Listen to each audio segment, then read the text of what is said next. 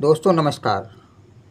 भगवान शिव और भक्त की सावन की कथा। सावन का महीना वर्षा की रिमझिम फुहारों के बीच जब धरती हरी चादर ओढ़ लेती है, तब भक्तों के हृदय में भगवान शिव के प्रति भक्ति की बाढ़ आ जाती है। यह महीना न केवल ऋतुओं का सौंदर्य लाता है, बल्कि आध्यात्मिक चेतना का भी विस्तार करता है।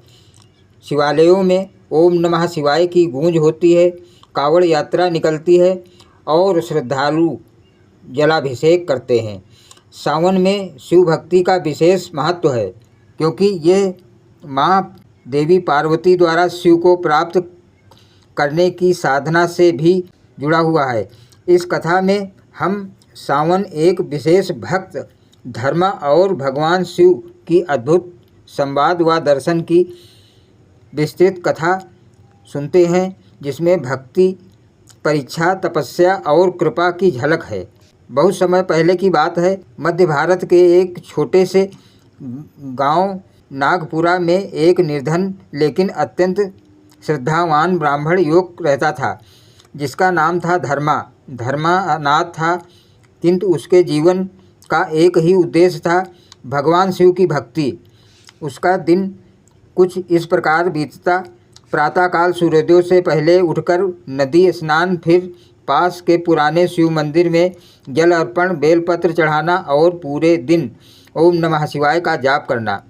धर्मा का शरीर दुर्बल था, पर उसका मन व संकल्प अटूट। लोगों ने कई बार कहा वो विवाह कर ले, खेती कर ले, लेकिन धर्मा का उत्तर एक ही होता, शिव ही मेरे पिता हैं, शिव ही मेरी माँ है, मेरा संसार है। सावन का महीना आया, हर दिशा हरियाली से भर गई, नदियाँ उमड़ पड़ी और ग्राम के उत्साह में भर गए। गांव के कावड़ यात्रा निकलने लगी, लेकिन धर्मा इतना निर्धन था कि उसके पास कावड़ खरीदने के लिए भी पैसे न थे। उसने एक पुराना बांस लिया, 2 छोटे मिट्टी के कलश बांधे और नंगे पांव पैदल गंगा जल लेने निकल पड़ा। उसका लक्ष्य था सावन की अंतिम सोमवारी को शिवलिंग पर गंगा जल चढ़ाना। पथ कठिन था, वर्षा लगातार हो रही थी, लेकिन धर्मा को कोई भय नहीं था। वो हर कदम पर हर हर महादेव का उच्चारण करता जा रहा था। तीसरे दिन जब वो लौट रहा था तो एक घना अरण्य पड़ता है, जहाँ रात में ठहरना पड़ा। बिजली चमक रही थी, बरसात ने तनिक भी विश्राम न लिया था। धर्मा ने एक पीपल वृक्ष के नीचे बैठकर गंगा जल की रक्षा करते हुए रात गुजारी। उसी समय वहाँ एक डाकू दल आया, जो जंगल में यात्रियों को लूटते थे। वे धर्मा के पास पहुँचे और बोले, यह गंगा जल है, इसमें क्या रखा है? धन दो, नहीं तो जान से हाथ धो बैठोगे। धर्मा ने शांति से कहा, भाइयों, यह जल काशी से लाया गया है मेरे शिव के लिए। इसमें मेरे शिव की पूजा है, इसे मत छुओ। एक डाकू ने हंसते हुए जल कलश को लात मार दी। तभी एक अद्भुत घटना घटी। आसमान से बिजली कड़की, वर्षा तेज हो गई और डाकू वहीं अचेत होकर गिर पड़ा। अन्य भयभीत होकर भाग निकले। धर्मा ने कुछ नहीं कहा, उसने केवल आंखें बंद कर शिव से प्रार्थना की, भोलेनाथ, इन्हें क्षमा करना, ये ज्ञानी हैं। उस रात जब धर्मा ने आंखें बंद कर ध्यान किया, एक दिव्य प्रकाश में भगवान शिव प्रकट हुए। गले में नाग, जटाओं से बहती गंगा, मस्तक पर चंद्र और हाथ में त्रिशूल। उनका रूप तेजस्वी था। शिव बोले, वत्स धर्मा, तूने मेरी परीक्षा में विजय पाई है। तुझ पर संकट आया, फिर भी तू डिगा नहीं। तुझे जो चाहे वर मांग ले।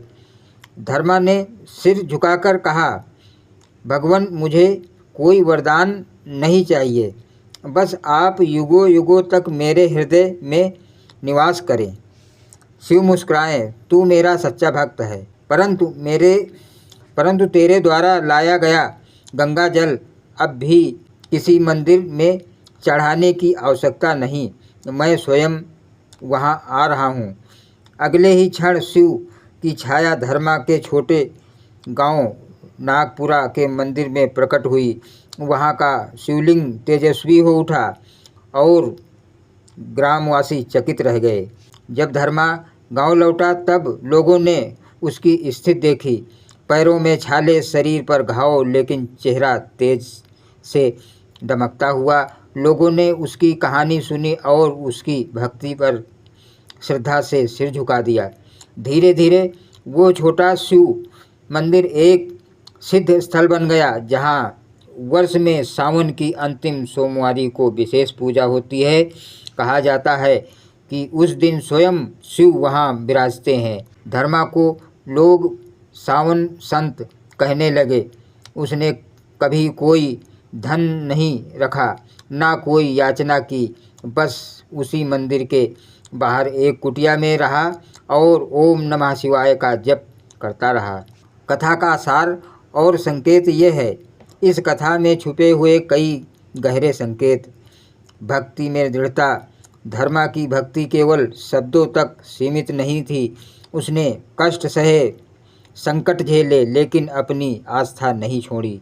गंगा जल की महिमा। सावन में शिव पर गंगा जल चढ़ाने की परंपरा इसी प्रकार की आस्था से जुड़ी है। यह केवल जल नहीं, प्रेम और श्रद्धा का प्रतीक है। शिव की करुणा और न्याय।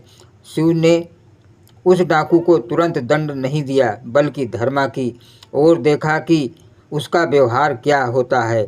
जब धर्मा ने क्षमा की भावना दिखाई, तब शिव ने स्वयं प्रकट होकर उसे आशीर्वाद दिया। सरलता ही शिव का मार्ग। धर्मा ना कोई ऋषि था, ना ज्ञानी, ना संपन्न। वो केवल एक निष्कलंक हृदय वाला भक्त था। यही शिव को प्रिय है। वर्तमान समय में प्रेरणा। आज भी जब भक्त सावन में कावड़ लेकर गंगा जल लाते हैं, जब शिवालयों में बेलपत्र चढ़ता है और जब भोलेनाथ का अभिषेक होता है, तो यह धर्मा जैसे भक्तों की परंपरा का अनुसरण होता है। यदि आप अपने जीवन में किसी संकट से जूझ रहे हों, तो यह कथा आपको साहस देती है। डटे रहिए, भक्ति में स्थिर रहिए और शिव का नाम लेकर बढ़ते रहिए, क्योंकि जब भक्त सच्चे दिल से पुकारता है, तब स्वयं शिव धरती पर उतर आते हैं। ओम नमः शिवाय। धन्यवाद दोस्तों।